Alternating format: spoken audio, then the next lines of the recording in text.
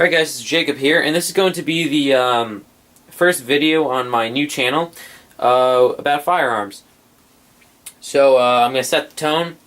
It is going to be a MilSerp video because this is my passion. Military surplus firearms are my passion. Of course, this is safety checked.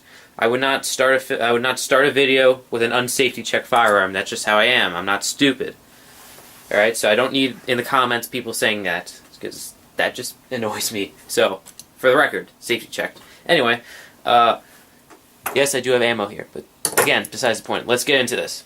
Alright, so this is a Chinese Type 53 carbine. These firearms is a direct copy of the Mosin Nagants M44 made by the Chinese. And production was started in 1953. This specific one here is a 1956 production, as it says so right on the barrel. Everything is matching on this firearm except for the bolt. And I did check the headspace with a go gauge and a no-go gauge. I don't like just using the field gauges. And it works, and it's proper head spacing and all. Also firing pin protrusion, which you should do on any Mosin Nagants. Was also right on. Alright, so back to the, let's go over a little bit of history of this firearm. So these were started in 53. It is unknown whether the Russians supplied the Chinese with their manufacturing equipment, because in 53 the Russians were no longer making M44s. They were switched over to SKSs, and I believe by that time Kalashnikovs, aka 47s, and variants. That is unknown, but this is a direct copy of the M44. The Chinese copies may or may not have seen combat in the Korean War. If it did, it was extremely limited due to the fact that these were produced in 53 and the Korean War ended soon after. Although the Russian M44 was heavily used in the Korean War by them. Again, the magazine is also empty in this. Alright, so in following suit with the Russians, the Chinese, after the Korean War, would start exporting firearms more towards the 60s, 70s, and 80s. They would start doing this.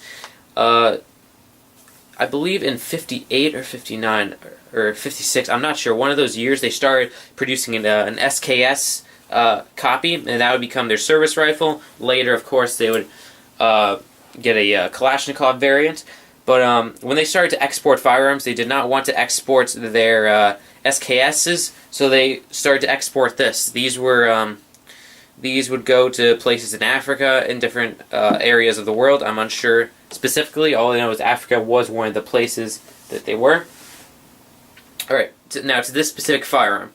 This one was purchased from J&G Sales for $140, plus the $20 hand select fee. I think it was well worth it. Now you can get them for $109 plus a $30 hand select fee, which includes the a hand select for wood finish as well as the bore. Now this specific rifle, made in 56, like I said before. The barrel on this is dark but quite shootable. I have yet to shoot this firearm. I'm going to be making some hand loads for it today, and I hope to get out to the range next Saturday. Anyway, this one was not counterbored. I'm unsure if the Chinese did counterbore any of their rifles, but this one has not been counterbored, this specific one. All metal parts are in perfect condition. It's very nice. Of course, this is a round receiver, 1,000-meter battle sight, fixed bayonets, sorry, not fixed bayonets, side-folding bayonets, as is on all M44 variants. That's the difference between M44 and M38. Side-folding bayonet. Alright, another thing. I want to just go over, because I've been getting this a lot all in the MilSerp forums and different things. People keep saying, oh, you know, these guns are junk and whatnot. That cannot be further from the truth. These guns, yes, they are of slightly lower quality than M44s, but a Mosin Nagant in general is not a match-grade firearm, except for the finished ones, which can be very nice. I really respect these firearms. I mean, whoops, my bad. These specific ones have slight machining marks, very noticeable, rather, machining marks under the handguard, lathe marks. But I mean, the receiver is top notch. These are still, you know, a Mosin Nagant is quite a strong action. And I mean, this is just—it's a very nice firearm. The bluing is very good on it. It's still in nice condition. You know, the magazine, the interrupter works. I've had problems with interrupters on Russian Mosin Nagants. This one has a very good working interrupter. Magazine spring's good. Everything else is good. Anyway, I really do like this firearm, and the Chinese Mosin Nagants, for the most part, are very well made. Of course, you get, you know, certain ones, but late World War II Mosin Nagants were not perfect either. I think this rifle is very nice. It should shoot very well. Sights are good on it. Sights are well set, it seems, but then again, I won't know until I shoot it. Now, if anyone who's not a collector was interested in buying this, I would tell them, as well as a collector, you guys should buy this.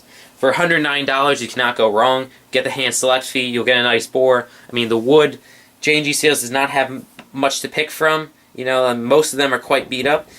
I also just want to put this out there right now. I do buy a lot of firearms from J&G Sales, but I am not an affiliate with J&G Sales. They do not pay me to make these videos. I just think they're a very good company. They have good prices, good shipping, and my FFL dealer has worked a lot with them, other than just with me. A lot of his customers work with them, so I felt inclined to work with them as well. Very good company. You know, never had a problem with them. Now, back to the other thing.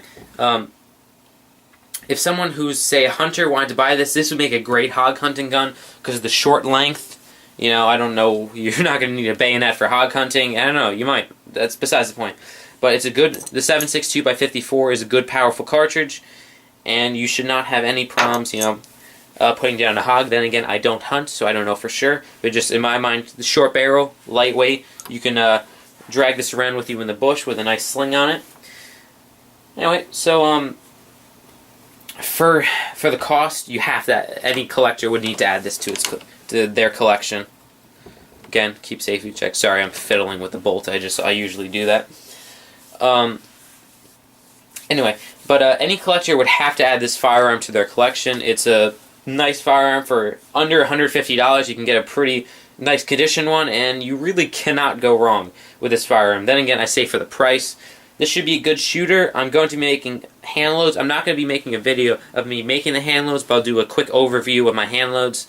Then again, guys, if you hand load, I cannot take any responsibility if you use my loads and it blows you up. That's not my thing, you know.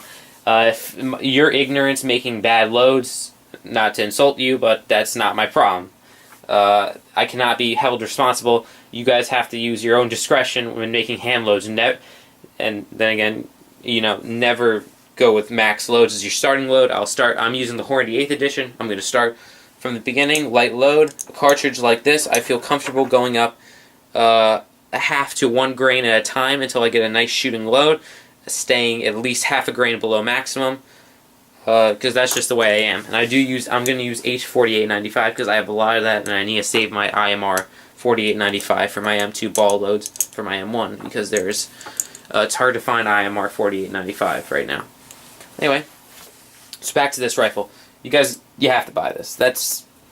I mean, if you're a collector of any sort, to buy this. If you're a hunter, buy this. If you just want a Mosin Nagant, you know, buy this. For an M44 on J&G Sales right now is $200. This is, you know, half the price. This is a very good firearm to buy. I am going to be buying an M44. But anyway.